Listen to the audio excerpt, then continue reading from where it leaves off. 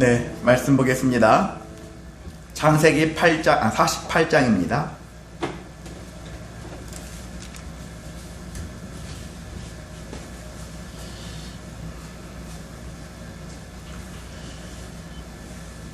창세기 48장 15절에서 16절 2절 말씀만 같이 봉독하겠습니다. 창세기 48장 15절과 16절의 말씀을 같이 봉독하겠습니다.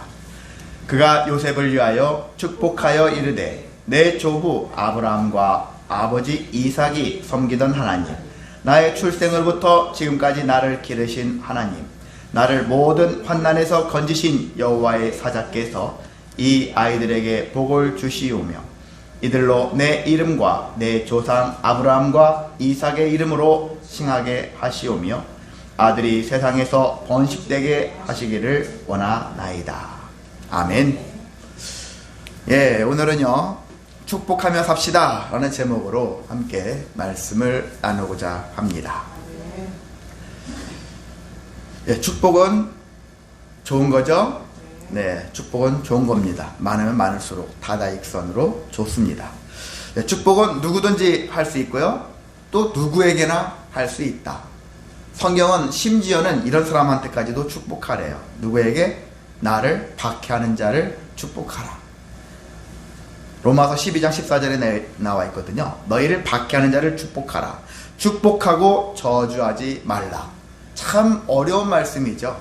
나를 박해하는 자, 나를 싫어하는 자.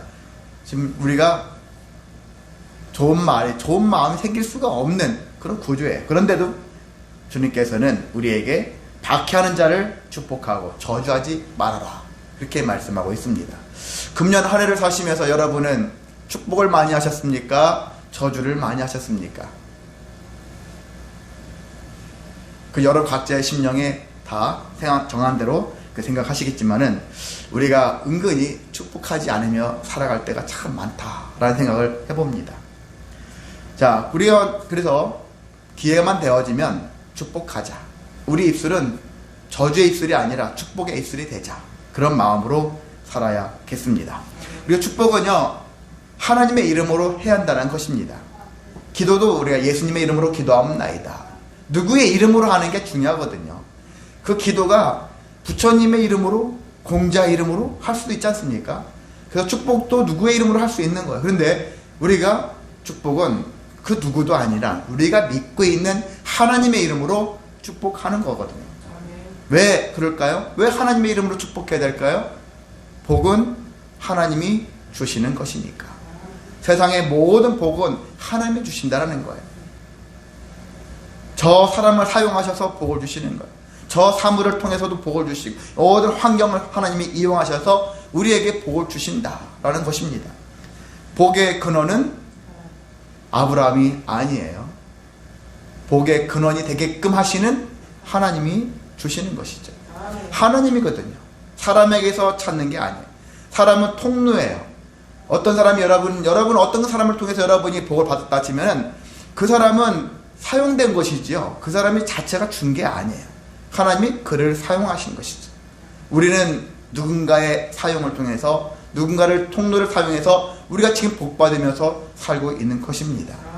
자녀들이 대표적인 삶이죠. 자녀들은 부모라는 통로를 통해서 자녀들이 뭐 한 것이 있습니까? 솔직히 어릴 때부터 갓난아기부터 태어나서 한 게 뭐가 있겠습니까? 자라는 모든 과정 부모가 개입해서 그 자녀를 자라게 하고 성숙하게 만들지 않습니까? 그런 것과 같이 하나님은 부모를 사용하셔서 자녀가 양육되어지는 것 같이 하나님께서는 모든 것들을 이렇게 역사하신다. 복의 진정한 근원은 하나님이시기 때문에, 그래서 우리가 하나님의 이름으로 축복을 해야 하는 것입니다. 예, 우리 다시 야곱과 요셉에 대한 부분들을 말씀을 진행하려고 하는데요. 이제 막바지에 이르렀어요. 48장에 이르렀으니까 49, 50장 별로 남지 않았죠. 자, 이렇게 창세기가 마무리되어지는 시점에서 우리가 또 연말이 되기도 했잖아요. 그리고 새해를 맞이해서 많은 사람들이 연말, 금년 한 해는 잊고 싶어, 그렇게 생각하는 사람들이 많이 있을 텐데, 근데 새해는 뭔가 또 소망하면서 무언가에 복받고 싶어하는 마음들, 그런 마음들이 넘칠 수 있는 이 시기에 주님께서는 우리에게 축복이라는 것들을 다시 한번 생각할 수 있는 기회를 주십니다. 여러분이 이 시간을 통해서 축복을 사모하시기를 원합니다. 그리고 축복할 수 있는 마음을 가지시기를 소망합니다. 자, 야곱은 바로를 만났죠. 그리고 바로를 만나자마자 첫 번째로 한 일이 그를 축복했다. 성경에 나와 있어요. 그리고 야곱이 바로가 이제 야곱한테 물어봤죠. 네 나이가 몇이냐 했었을 때 내 나이 130년입니다 하면서 험악한 세월을 보냈습니다 하고 대화를 한 다음에 물러났어요. 근데 그냥 물러났을까요? 성경을 자세히 보시면은 다시 축복하며 나왔더라. 그래 나와 있어요. 들어갈 때도 축복했고요, 나오면서도 축복을 했습니다. 그러니까 야곱의 입술은 어느새 축복하는 입술이 되었어요. 축복이 삶이 되어졌다는 것이죠. 제 아내가 감사원금 이렇게 봉투를 날마다 할 때마다 감사가 삶이 되게 해달라고 하지 않습니까? 감사가 삶이 된다는 거예요. 감사가 그냥 몸에 익어지는 거예요. 그 습관처럼, 남들이 보는 습관이겠지만 그것이 진실한 감사가 삶이 되어지도록, 축복도 삶이 되어지도록, 축복이 일상이 되어지도록 야곱이 변화가 되어졌구나 라는 것들을 야곱의 모습 속에서 우리는 발견할 수가 있습니다. 예, 우리는 바로가 이러한 야곱과 요셉과 이런 모든 관계 속에서 결국 이들은 이 70명의 가족들은 결과적으로 4명은 빼야 되겠죠. 66명의 가족들은 고센 땅에 머물렀고요. 그래서 거기에 생업을 얻었고 생육하고 번성을 했죠. 몇 년 동안 이집트에서 그 이후로 거의 400년 동안 그렇게 해서 숫자가 엄청난 숫자로 늘어났던 것입니다. 자, 이렇게 되어졌어요. 그런데 여기 오늘 본문에 있는 말씀의 48장의 내용을 보면은 야곱이 애굽에 온 지 17년이 되었대요. 그랬을 때 야곱의 나이는 몇이었을까요? 산수를 하시면 돼요. 147세. 네, 맞습니다. 130세 와서 17년이 지났으니까 147세. 자, 147세라는 나이는 야곱이 죽은 나이예요. 그러니까 정말 인생 막바지에 와 있는 거예요. 진짜 이제 얼마 남지 않은 나이. 이 나이가 되었었을 때 야곱의 죽을 날이 가까이 온다는 사실을 느꼈고요. 그 죽음을 예측하고 요셉을 불러가지고, 그래도 자식들 중에서는 루벤도 장자도 있고 많은 자식들이 있을 건데 아직은 요셉이 힘 있는 자, 그래도 권세 있는 자이다 보니까 요셉을 불러가지고 요셉에게 내가 죽거들라 나를 내 고향 땅, 내 조상의 묘 아브라함과 이삭이 묻혀있는 막벨라 굴 거기에다가 장례를 해다오, 그렇게 얘기를 합니다. 그렇게 요청을 했고 요셉은 기꺼이 그렇게 하겠죠. 그렇습니다. 그리고 그 이후에 얼마 있은 후에 야곱이 정말 병들었다라는 소식이 다시 들렸어요. 이제 진짜 죽음 직전에 왔구나 라는 것을 알 수 있죠. 자, 그때 요셉은 왠지 직감상으로 이제 아버지가 거의 이제 인생이 마무리 되겠구나, 그 상태에서 두 아들을 데리고 갑니다. 두 아들을 데리고 갔더니 야곱이 요셉이었습니다 라는 소식에 그 소리를 듣고서는 누워있던 사람이 요셉만 들어도 좋았던가 봐요. 그 병들었던 야곱이 벌떡 일어나요. 벌떡까지는 모르겠지만 힘을 내어 일어나요. 힘을 내어서 일어나 앉아서 요셉에게 그런데 이상한 말을 하고요, 이상한 행동을 합니다. 첫 번째 그 이상한 말은 무엇이었냐면요, 야곱이 요셉에게, 요셉아, 네 두 아들 있지? 두 아들이 므낫세와 에브라임이거든요. 므낫세와 에브라임인데 므낫세와 에브라임은 너의 아들이 아니라 이제부터 내 아들이 되어야겠다 하는 거예요. 우리가 봤을 때는 이게 무슨 일이야? 족보 이 서열 계열로 친다면 말이 안 되잖아요. 손자지 어떻게 아들이 될 수 있습니까? 라고 생각할 수 있는 게 있어요. 우리는 일반적으로 그렇게 생각을 해요. 근데 세상에 이런 여러 가지 법들을 보면은요, 참 묘한 일들이 참 많습니다. 정말 말이 안 되는 것 같은데 또 말이 되는 부분도 많거든요. 당장 여러분 생각해 보세요. 우리 제 어머니가 하나님을 뭐라 할까요? 하나님 하고서 뒤에 하나 붙이신다면은 하나님 아버지. 그 저도 하나님 아버지. 제 자식도 하나님 아버지. 그럼 뭐죠? 무슨 족보가 이래? 할머니도 아버지라고 하고, 아빠도 아버지라고, 나도 아버지라고. 이게 무슨 관계냐? 이렇게 될 수 있잖아요. 말도 안 돼. 이런 것에 너무 집중하면은요, 말도 안 되는 일이야. 이렇게 할 수 있는 일인데, 하나님 앞에서는 능히 다 가능할 수 있는 부분이다. 다 할 수 있는 것입니다. 그 아버지는 누구에게는 다 2000년 전에도 아버지고요. 지금도 아버지고, 나중에 2000년이 흐른 다음에도 누구에게는 다 하나님 아버지는 동일한 아버지예요. 어떤 사람이든지 아버지로서 존재하고 있다는 거거든요. 이제 그러기 때문에 그런 관점에서 놓고 본다면은 야곱이 네 손자를 내 아들이다 할 거다 한다 할지라도 전혀 이상할 게 없는 그런 것이라고 볼 수 있는 것이거든요. 우리가 신앙생활뿐만 아니라 이 사회생활도 마찬가지예요. 사고가 경직되면은 나아갈 수 없어요. 그래서 사람들한테 왜 이상한 소리 한다, 말도 안 되는 소리 한다 이렇게 많이 주장하고 있지만은 조금만 마음의 유연함을 가지고서 접근한다면은 모든 게 다 가능할 수 있는 부분이다. 특히 하나님과 관계된 것들은 우리가 이 이성과 감성으로 때로 이해할 수 없는 것까지도 다 이해될 수 있는 부분이 있다는 거예요. 그래서 신앙생활하게 되어지면은 관대해져요. 이해가 많아져요. 많은 생각들을 할 수 있어요. 하나님을 알수록, 하나님을 믿을수록 더 많이, 말도 안 돼, 말도 안 돼가 그게 없어져요. 다 말이 될 수 있다. 물론 제가 죄악된 것을 옹호하려고 하는 그런 건 아니에요. 그런 것들은 우리가 말고요. 정상적인 범주 안에서, 하나님의 뜻이라는 것 안에서 이 모든 것들은 가능하다라는 사실입니다. 그래서 우리가 하나님을 알면, 제대로 믿으면 예수님을 믿을 수 있고요. 예수님이 이 땅에 오신 이유와 십자가에 못 박히신 것과 부활의 사건까지도 다 믿어진다는 것이거든요.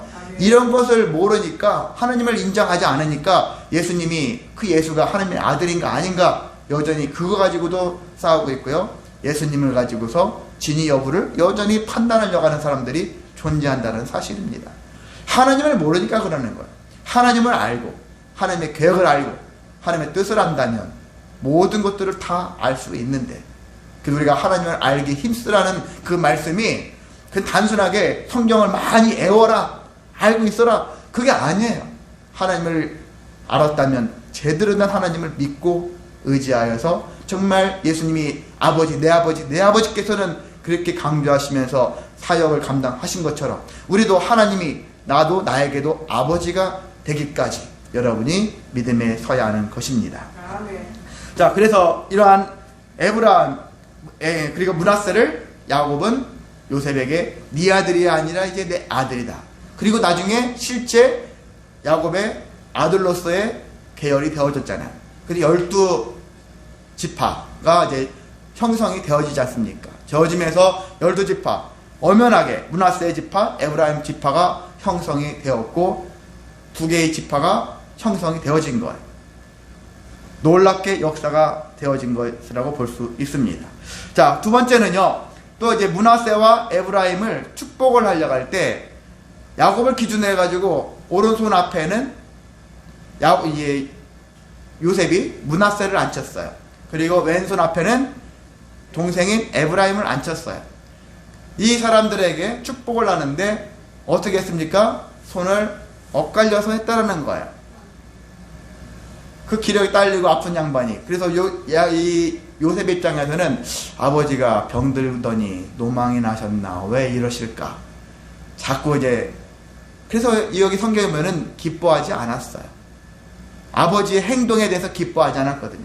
왜? 전통적으로 장자는 장자에게 장자권이라는 게 있다, 그 생각이 들었잖아요. 오른손은 능력을 상징하고 있고, 그래서 이 오른손으로 장자에게 우선권이 있으니까 장자에게 장자권을 더 힘있게 그렇게 해야 하는 것이 지금까지 전통적으로 그렇게 되어 있었는데, 웬일인지 아버지의 오른손은 동생인 에브라임에게 향해 있었다는 것이거든요. 형인 므낫세는 엄청 기분이 안 좋았겠죠. 그의 아버지 요셉도 기분이 좋지는 않았어요. 그래서 다시 한번 아버지 잘못됐어요. 그럼에도 불구하고 야곱은 뭐라 합니까?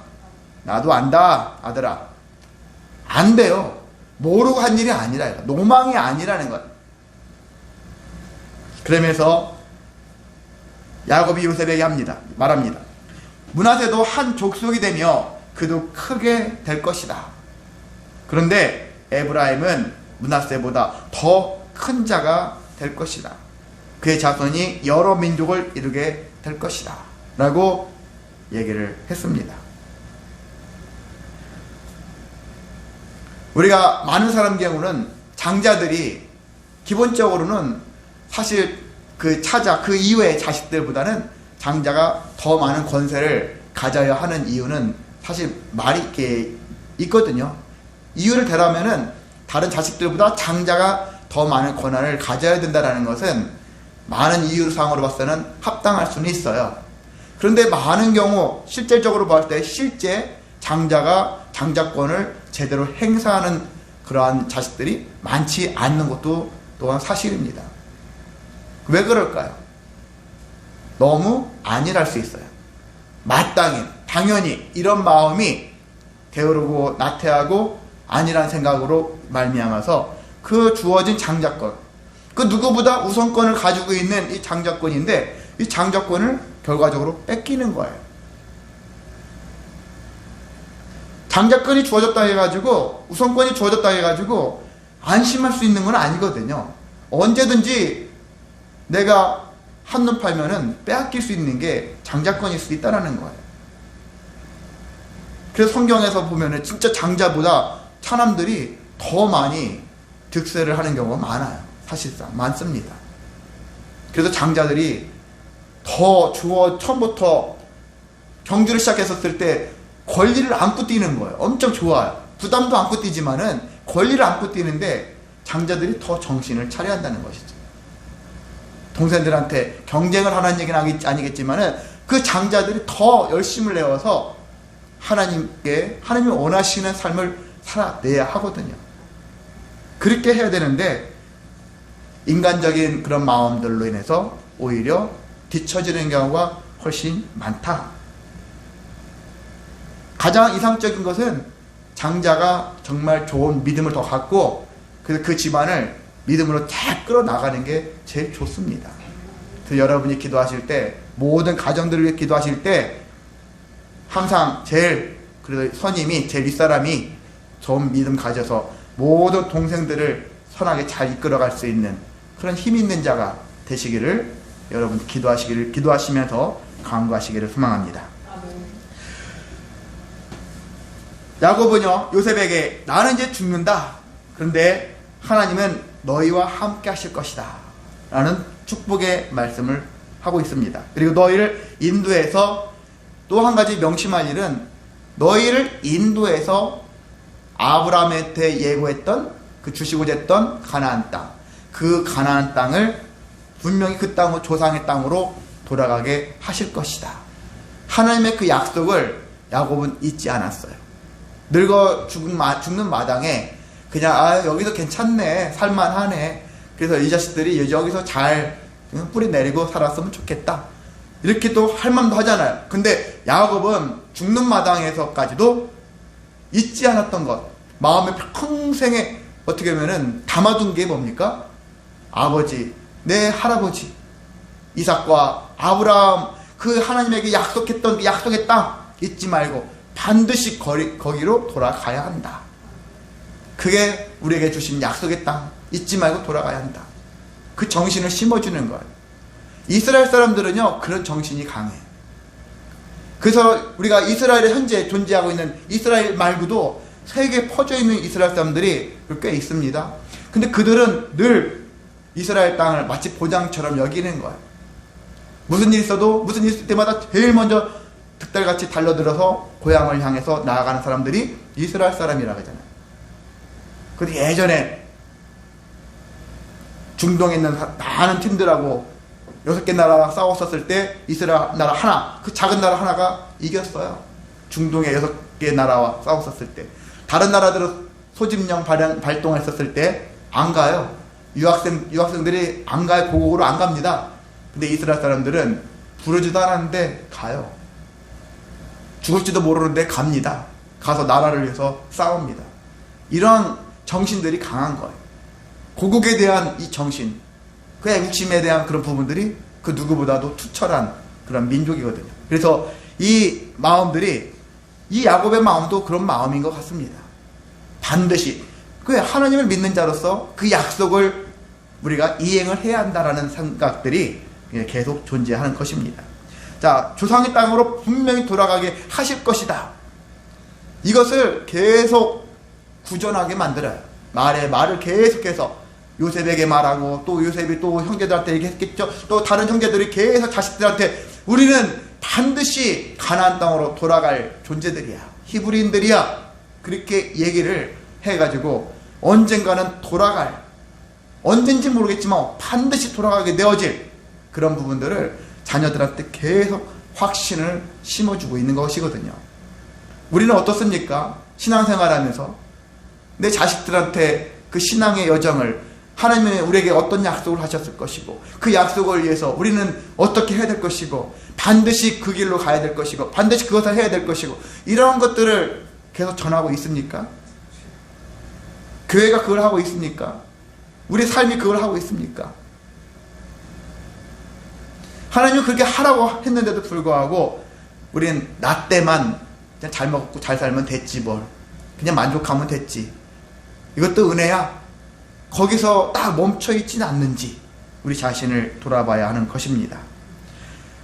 자, 그래서 우리는 그 약속은 잊지 말아라. 그 누구 약속? 하나님의 약속만큼은 잊지 말아라. 하나님이 나한테 주신 약속, 그 약속을 잊지 말아야 되는 거예요. 잘 될 것이다, 너에게 복 줄 것이다, 그 약속만 받지 말고요, 하나님이 나에게 그 근거로 인해서, 또 그걸로 인해서 조건으로 우리에게 주신 사명도 있지 않습니까? 그것까지도 우리가 기억해서 그 약속을 이루기 위해서 몸부림쳐야 하는 것입니다.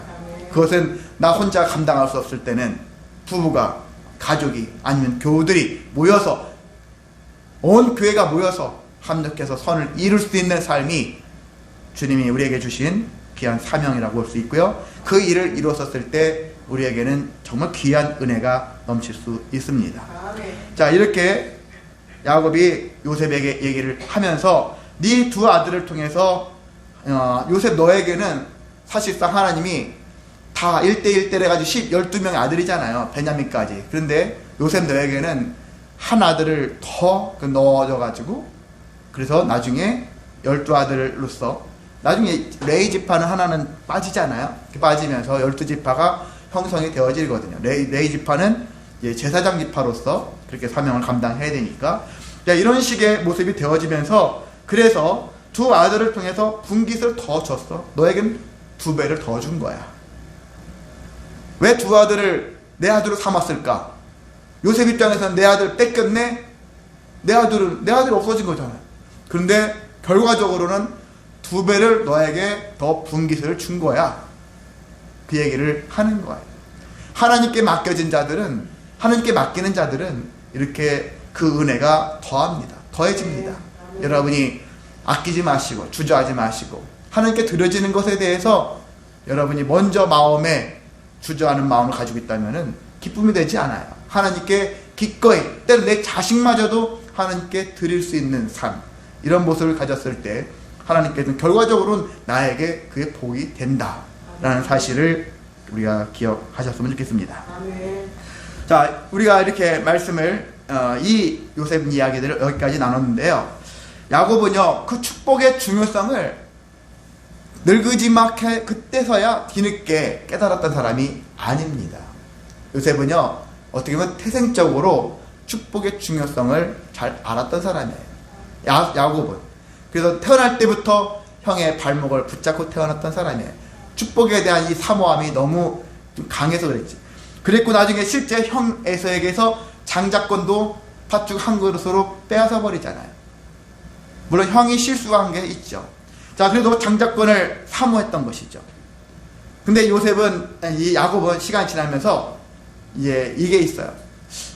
처음에는 어릴 때는 내가 이렇게 모두 권리를 갖고 있으면은 누구한테 축복을 받으면 아버지한테 축복을 받았잖아요. 축복을 받으면 금방 무슨 효과가 나타날 거라고 기대를 했을지도 모르겠어요. 근데 지나고 나니까 그게 아니었던 거예요. 금방 효과가 나타나는 것도 있거니와 언젠가는 이게 도대체가 한 잊어먹을 만한 그때 뒤늦게 효과가 발생하는 것도 있고, 이런 것처럼 아주 그 시간상으로 봤을 때는 다양해요. 즉시도 있고요, 정말 인내해야지만이 나중에 뒤늦게 체험할 수 있는 것. 근데 어찌되었든 간 야곱의 입장에서는 축복받은 것에 대한 부분들이 하나님의 뜻과 닿아서 일치가 되어졌을 때 반드시 이루어진다, 이 사실을 야곱은 믿었다는 것입니다. 그래서 이 축복은요, 인간의 뜻보다 하나님의 뜻에 따른 복이 더 중요하다는 사실을 야곱이 깨달았어요.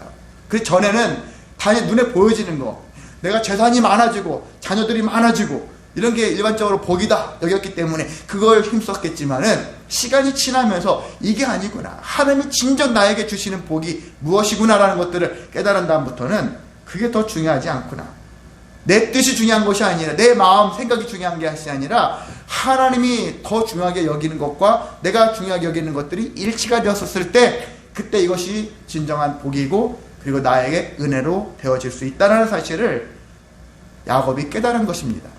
그 야곱은 모든 게 축복을 하는 내용들, 그리고 자녀들한테 모든 축복을 할 때 무엇에 기반하냐면은 하나님의 약속을 따라서 기도를 하는 것, 축복을 하는 것입니다. 하나님은 원치 않은데 내가 누군가한테 막 복 주시고 어쩌고저쩌고 그럴 수 없다는 거거든요. 하나님 복 안 주실 거거든, 저 사람한테. 왜? 악행을 저지른 사람, 하나님 믿지 않는 저 사람한테 하나님이 뭐 엄청 막 풍요롭게 채워주실 것이다, 기가 막힌 거 채워줄 것이다, 이것은 인간의 그냥 마음이죠.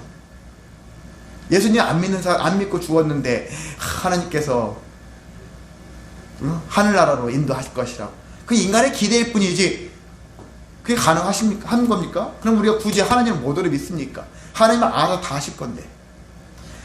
그런 마음들이 있거든요. 그래서 우리는 이런 약속, 축복 이런 것들은 결국 약속에 따라, 하나님의 약속에 따라서 하나님의 뜻과 내 뜻이 일치가 됐을 때가 제일 중요한 부분이다라는 사실을 기억하셔서, 그러면은 내가 약속이 성취되려면, 그리고 하나님의 그 축복이 현실이 되어지려면 어떻게 살아야 될까요?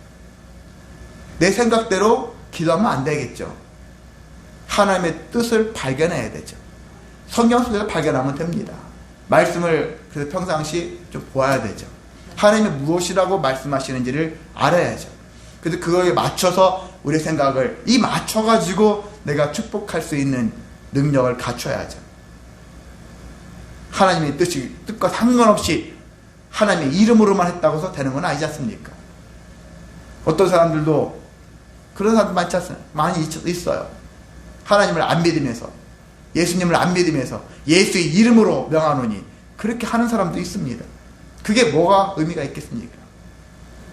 자, 그래서 우리는 이렇게 하나님의 약속을 기반으로 축복을 야곱이 했다는 사실을 알았고요. 그리고 복은 하나님이 주신다는 사실과 약속을 반드시 이루어 주시는 분이다라는 사실도 야곱이 알았기 때문에 야곱은 축복하는 것을 주저하지 않았어요. 아멘. 할 수만 있다면 내가 축복하리라. 아멘. 그 사람의, 그 야곱의 축복에는요, 이런 모습 있죠. 하나님이 너의 하나님이 되실 것이다, 이런 축복을 했어요. 하나님이 너와 영원히 너와 함께 하실 것이다, 이렇게 축복을 합니다. 또 하나님이 보장해 주시는 인생이 될 것에 대해서 야곱은 늘 그거랑 결합해서 축복을 하는 거예요. 하나님이 너와 함께, 하나님이 너로 인해서, 하나님이 빠지지 않는 거예요. 그 축복 속에는. 우리도 그렇게 되어지시기를 소망합니다. 야곱은 이렇게 당장 이루어지지 않는다 할지라도 먼 미래, 조상 후에 400년이 지난지랄지라도 나중에 조상의 땅으로 너희가 돌아가게 될 것이다, 이런 것까지도 아주 죽고 몇 번 골백번 죽어도 그때서 이루어질 것 같은 일들까지도 미리 축복하는 은혜가 있는 거예요. 근데 여러분 자녀를 위해서 기도한다면 이 자녀뿐만이 아니라 하나님, 이 자녀의 끝도 없는 이 자녀의 이 아래로 계속 이어지는 하나님의 약속에 따른 축복을 우리가 행했으면 좋겠습니다. 아멘. 그래서 교회뿐만 아니라 가정에서, 직장에서든지 우리가 어느 환경에서든지 축복하며 살아가는 삶, 축복을 통해서 하나님의 살아계심을 알고 하나님의 살아계심의 역사를 우리가 체험케 해서 모두가 하나님께 영광 돌리기까지 우리가 그렇게 삶을 살아내는 저와 여러분 되시기를 주님의 이름으로 소망하고 축복합니다. 아멘. 기도하겠습니다.